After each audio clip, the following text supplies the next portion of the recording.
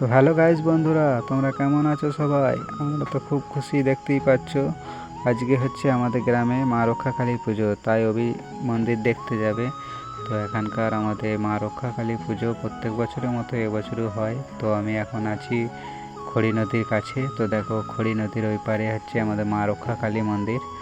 তো আমরা আস্তে আস্তে এই উঁচু জায়গা থেকে নেমে পড়লাম খড়ি নদীর কাছে। এখানে দেখি অনেকজনের জুতো খুলে রেখে গেছে, কেননা খড়ি নদীটি পেরিতে হবে, অনেক জল আছে। তো আমরা আস্তে আস্তে জলে পেরিয়ে পড়লাম। দেখতেই পাচ্ছ তোমরা, অনেক জল আছে এখানে। তো এখানটা একটু সাবধানে পেরিয়ে পড়লাম, কেননা কাদাবালি রয়েছে। আর এদিকে আস্তে আস্তে সবাই যাচ্ছে।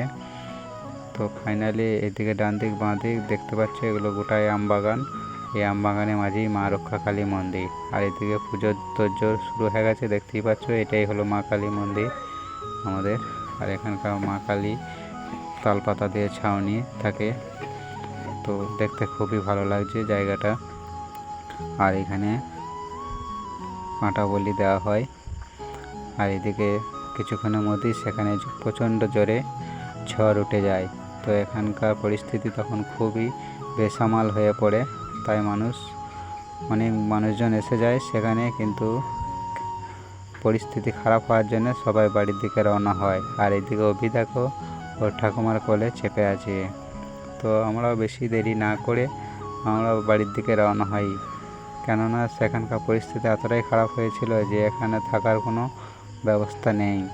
তাই আমরা সবাই মিলে আস্তে আস্তে বাড়ির দিকে রওনা দিই। আর এদিকে আমাদের কমিটির ছেলেগুলো দেখো, তারা তাড়াতাড়ি আসছে, যাতে মাকে তিরপল ঢাকা দেওয়ার ব্যবস্থা করতে হবে। প্রতি বছর মা রক্ষাকালী পুজো হয়, কিন্তু এবছরে যা পরিস্থিতি, সবাইকে বাড়ি চলে যেতে হয়।